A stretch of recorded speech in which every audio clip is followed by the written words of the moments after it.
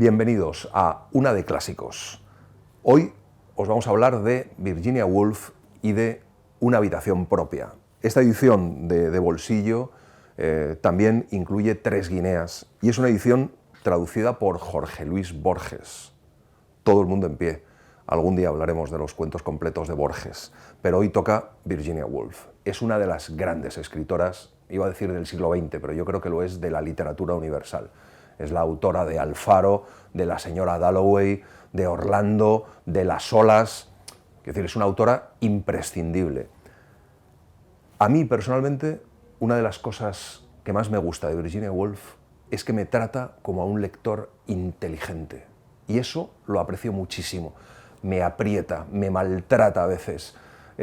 Utiliza recursos para los que tengo que trabajar como lector. Y eso lo agradezco. Esto es literatura. Virginia Woolf, además de ser un portento literario y de ser una de las figuras del modernismo y de haber contribuido a renovar la literatura en el siglo XX, es una figura clave del feminismo. Ahora lo vamos a ver porque Una habitación propia seguramente es una de las obras de cabecera del feminismo, y estamos hablando de los años 20. Tuvo una vida muy desgraciada. Es verdad que sufrió toda la vida depresiones. Es verdad que tuvo una relación tormentosa con su madre, que murió cuando ella tenía 13 años. Y es verdad que entonces, con 13 años, es cuando seguramente tuvo su primera gran depresión. Pero también es verdad que se habla de los abusos probablemente sexuales de sus hermanos mayores. Tuvo una vida desgraciada porque seguramente tuvo un desequilibrio que la llevó a suicidarse, a llenarse un día los bolsillos de su abrigo de piedras y lanzarse al río Ouse y ahogarse. Su cuerpo se encontró 15 días después, creo, de tirarse al río. El barrio de Bloomsbury y la casa de Virginia Woolf se convirtió en el centro de lo que se ha denominado el Círculo de Bloomsbury. A mí hay pocas cosas que me den tanta envidia como eso, ¿no? Poder haber vivido una efervescencia intelectual de todo orden como esa, porque allí estaba Wittgenstein, uno de los grandes filósofos, pero estaba Keynes, uno de los grandes economistas, pero también estaba Foster, uno de los grandes novelistas, y también estaba el que luego fue su marido, Leonard Woolf, que era editor. Por cierto, Lumen acaba de publicar una magnífica obra escrita por Leonard Woolf sobre la muerte de Virginia Woolf, que se llama La muerte de Virginia. Virginia Woolf renovó la literatura y renovó especialmente la literatura inglesa. Yo creo que se le puede comparar a autores como Joyce o como Thomas Mann. Es decir, es una escritora de primer orden que reflejó, como hizo Joyce y como a partir de entonces hicieron muchos, ese flujo de conciencia de sus personajes. Viajaba de un personaje a otro. La señora Dalloway es un ejemplo maravilloso de esto que os estoy contando, cómo cuenta 24 horas como si fuera un espíritu, como si fuera un alma que sobrevuela toda la acción, todo lo que está ocurriendo, y de vez en cuando te cuenta algo que ocurre aquí, lo que piensa este personaje, de repente un paisaje, lo que sucede en el otro lado, lo que siente, lo que ve la señora Dalloway, ese flujo de conciencia, ese entrar dentro de los personajes para saber lo que están pensando, no solo lo que están diciendo, y que tal vez, evidentemente, es una evolución del estilo indirecto libre de Flaubert. Esa evolución en la literatura fue clave, y yo creo que Virginia Woolf es una de las grandes. Alfaro es otra de las novelas de Virginia Woolf donde hay multitud de personajes y describe lo que ocurre en un día determinado. Pero luego, por ejemplo, Virginia Woolf escribe Orlando, seguramente, ciertamente en homenaje a su jardinera, que fue su amante, y cuenta de repente una biografía fantástica de un hombre que se convierte en una mujer y que cuenta 300 años de la historia inglesa o de la historia de Gran Bretaña. Una delicia. O está Las olas, donde 6 personajes van contando cuáles son sus sensaciones hasta convertir la historia o lo que ven esos 6 personajes en un único universo. Yo creo que hay que leer a Virginia Woolf y hay que leer toda su obra, pero creo que actualmente, y estando en los días que estamos y estando en los momentos que estamos, es imprescindible leer, volver a leer Una habitación propia. ¿Qué es una habitación propia?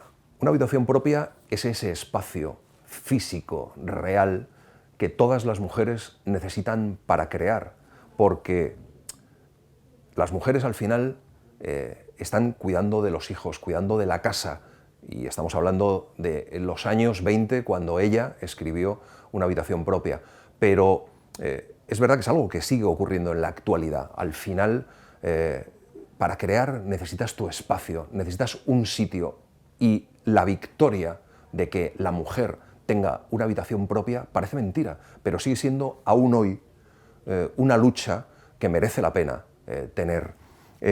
Porque además una habitación propia va más allá, evidentemente. No solo es el espacio físico que una mujer necesita para crear, para desarrollarse intelectualmente y culturalmente. También es el espacio espiritual, es el espacio que toda mujer necesita. Una habitación propia también es la libertad que toda mujer necesita para crear y para desarrollarse. Y todo eso está en Una habitación propia, de Virginia Woolf. Una habitación propia reúne dos conferencias que impartió Virginia Woolf en la Universidad de Cambridge en 1928.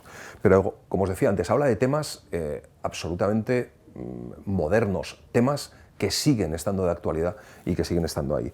Por ejemplo, los derechos de las mujeres. Habla de la situación en 1928 de los derechos de la mujer, pero sobre todo reivindica cuáles son los derechos que la mujer tiene que tener. Lucha absolutamente actual. Habla de la falta de reconocimiento, porque no solo es tener esos derechos, sino la capacidad de ejercerlos. ¿Cuántas veces hablamos hoy en día de las pocas mujeres que dirigen, de las pocas mujeres que escriben, de las pocas mujeres que están representados en los consejos de administración, de la poca presencia de la mujer en nuestra vida? Bueno, pues en 1928 Virginia Woolf ya nos lo estaba diciendo, ya nos estaba diciendo: la mujer necesita una habitación propia. Otro de los temas que habla Virginia Woolf en Una habitación propia es la pobreza financiera. Evidentemente puedes tener derechos, evidentemente puedes tener tu habitación propia incluso, pero si no tienes recursos, si no tienes forma de desarrollarte, pues también va a ser muy difícil, con lo cual hay que luchar también porque la mujer esté ahí, tenga esa capacidad de ser económicamente independiente. Esa es también su habitación propia. Y por último, señala una cosa que para mí es fundamental. Insta a las mujeres a una rebelión. Dice que las mujeres no están unidas y que tienen que rebelarse, y lo hace desde un punto de vista intelectual, porque ella habla de una rebelión intelectual de las mujeres intelectuales. ¿Qué hemos ganado desde 1928 ahora? Que yo creo que ahora las mujeres sí que están unidas, sí que estáis unidas, y yo creo que esa lucha continúa, y uno de los libros de cabecera de esa lucha tiene que ser Una habitación propia. No os la perdáis, es una experiencia brutal. Dejadme terminar leyendo a Virginia Woolf casi el final de Una habitación propia, porque yo creo que son sus palabras las más importantes ahora. Mi credo es que si perduramos un siglo o dos, hablo de la vida común, que es la verdadera, y no de las pequeñas vidas aisladas que vivimos como individuo, y tenemos 500 libras al año y un cuarto propio, si nos adiestramos en la libertad y en el coraje de escribir exactamente lo que pensamos, si nos escapamos un poco de la sala común y vemos en los seres humanos, no ya en su relación recíproca, sino en su relación a la realidad, si miramos los árboles y el cielo tales como son, si miramos más allá del cuco de Milton, porque no hay ser humano que deba taparnos la vista, si encaramos el hecho, porque es un hecho, de que no hay brazo en el que apoyarnos y de que andamos solas y de que estamos en el mundo de la realidad y no solo en el mundo de los hombres y las mujeres, entonces la oportunidad surgirá y el poeta muerto que fue la hermana de Shakespeare se pondrá el cuerpo que tantas veces ha depuesto, derivando su vida de las vidas desconocidas que la precedieron, como su hermano lo hizo antes que ella. Habrá de nacer. Esperar que venga sin esa preparación, sin ese esfuerzo nuestro, sin esa resolución de que cuando renazca le será posible vivir y escribir su poesía, es del todo imposible. Pero sostengo que vendrá si trabajamos por ella y que vale la pena trabajar hasta en la oscuridad y en la pobreza.